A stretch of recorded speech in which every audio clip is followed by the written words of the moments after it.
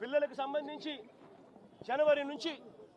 జనవరి ఫిబ్రవరి మార్చికి సంబంధించిన క్వార్టర్కు సంబంధించిన విద్యా దీవెన సొమ్ము మామూలుగా మేలో ఇవ్వాలి. తన ప్రభుత్వం వచ్చింది జూన్లో వెంటనే అది ఇచ్చేయాలి. ఇంతకుముందు కోడ్ అనుకుంటే కోడ్ తర్వాత వచ్చిన తర్వాత ఇవ్వాలి. ఈరోజు జనవరి ఫిబ్రవరి మార్చికి సంబంధించిన క్వార్టర్ పెండింగ్, ఏప్రిల్ మే జూన్కు సంబంధించిన quarter pending, July August September కూడా క్వార్టర్కు సంబంధించి 3 క్వార్టర్లకు సంబంధించిన విద్యా దీవెన సొమ్ము పెండింగ్. అదే వైఎస్ఆర్సీపీ ప్రభుత్వం ఉన్నప్పుడు, మా ప్రభుత్వం ఉన్నప్పుడు ప్రతి 3 నెలలకు ఒకసారి 3 నెలలు అయిపోయిన వెంటనే విద్యా దీవెన సొమ్ము ప్రతి అమ్మ ఖాతాలోనూ, ఆ పిల్లాడి ఖాతాలోనూ, ఆ పాప ఖాతాల్లోనూ, ఇద్దరి జాయింట్ అకౌంట్లోనూ నేరుగా పడిపోయింది. ఈరోజు విద్యా దీవెన 3 క్వార్టర్లకు సంబంధించి బిల్స్ పెండింగ్ ఉన్న పట్టించుకునే నాతుడు లేడు. వసతి దీవెన ఇవ్వాల్సింది ఇవ్వకుండా అమ్మఒడి అనే సొమ్ముతో తల్లి ఖాతాల్లోకి నేరుగా పడిపోయే పరిస్థితి గతంలో వైఎస్ఆర్సీపీ ప్రభుత్వం. అమ్మఒడి గాలికి ఎదిలేశారు.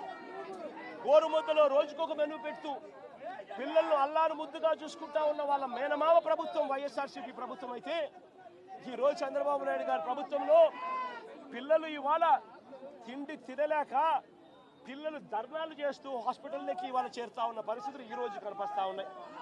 బడులలో ఇంగ్లీష్ మీడియం గాలి కొదిలేశారు.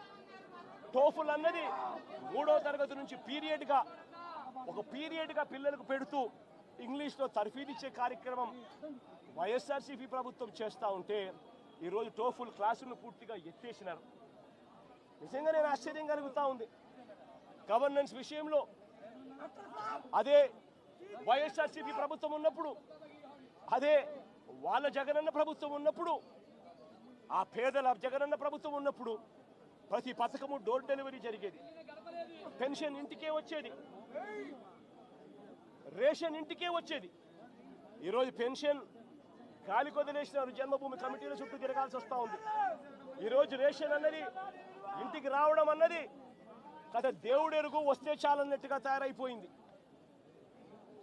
ఇంటి వద్దకే వచ్చే వాలంటీర్ల వ్యవస్థ కుప్పకూలిపోయింది. వాలంటీర్లను మోసం చేసినారు. సచివాలయ సిబ్బందిని కూడా ఇష్టం వచ్చినట్టుగా వాళ్ళను అక్కడికి ఇక్కడికి సచివాలయ వ్యవస్థను నిర్వీర్యం చేసేందుకు అక్కడికి ఇక్కడికి ట్రాన్స్ఫర్ ఆర్డర్లతో చేసేసి సచివాలయ వ్యవస్థను కూడా కుప్పకూల్చారు. గవర్నెన్స్ లేదు, డోర్ డెలివరీ లేదు, స్కూళ్ళు బాగలేవు. స్కూల్ పిల్లలకు ఇచ్చేయాల్సిన విద్యా దీవెన, వసతి దీవెన, అమ్మఒడి ఇవన్నీ కూడా ఆగిపోయాయి. హాస్పిటల్స్ బాగలేవు, రైతుల పరిస్థితి బాగలేదు.